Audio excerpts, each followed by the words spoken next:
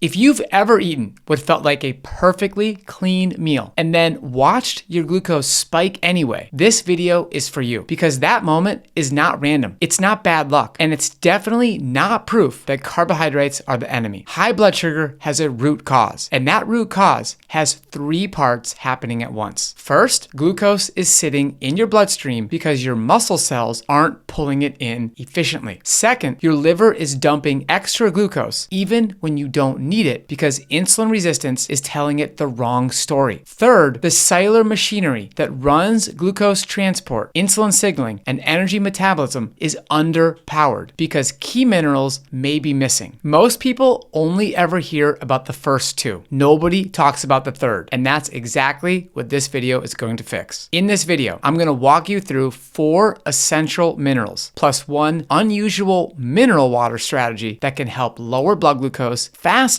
by improving the very machinery your body uses to handle glucose in the first place. If you want our free guide to put all of this into action with food, movement, and real meal examples, comment guide below and head to masteringdiabetes.org to read case studies from real people who have restored insulin sensitivity and transformed their numbers completely. This is all free. Just comment guide below. Now, let's get into it. Number 1, magnesium, the mineral your insulin signaling is starving for. If there's one mineral that shows up everywhere in the blood sugar conversation, it's this one. Magnesium is involved in over 300 enzymatic reactions in the human body, including the ones responsible for insulin signaling, glucose transport, and energy production. And most people aren't getting enough of it. Here's an easy way to picture what's happening. Insulin is the key. Your cell receptors are the lock, and magnesium is the lubrication inside the lock that lets it churn smoothly. Without enough magnesium, the lock gets rough, sticky, and unresponsive, even when insulin shows up right on time. The research backs this up. A 2021 systematic review and meta-analysis of double-blind, randomized, controlled trials looked at oral magnesium supplementation in people with diabetes and people at high risk. Compared to placebo, magnesium supplementation reduced fasting plasma glucose in people with diabetes and improved glucose and insulin sensitivity markers in people at high risk. This isn't a wellness world bonus mineral. It's part of the actual metabolic wiring. And when that wiring is frayed, glucose control gets noisier. Now, here's the part most people miss. The foods richest in magnesium are the same foods that reverse insulin resistance at the root. Beans, lentils, leafy greens, oats, intact whole grains, fruits, and starchy vegetables. Not because any one of those foods is magical, but because they bring fiber, water, phytonutrients, and minerals together in a package that improves insulin sensitivity over time. But, and this is important, magnesium helps the engine. It does not clear the road. The road gets cleared when you reduce the fat burden inside liver and muscle cells. That's the deeper fix. Minerals support the system. They do not replace the system. Number 2, chromium, the overlooked mineral that may improve how your cells respond to insulin. Chromium doesn't get nearly the attention it deserves, but the research around it is genuinely interesting, and it earned its place in this list. A 2023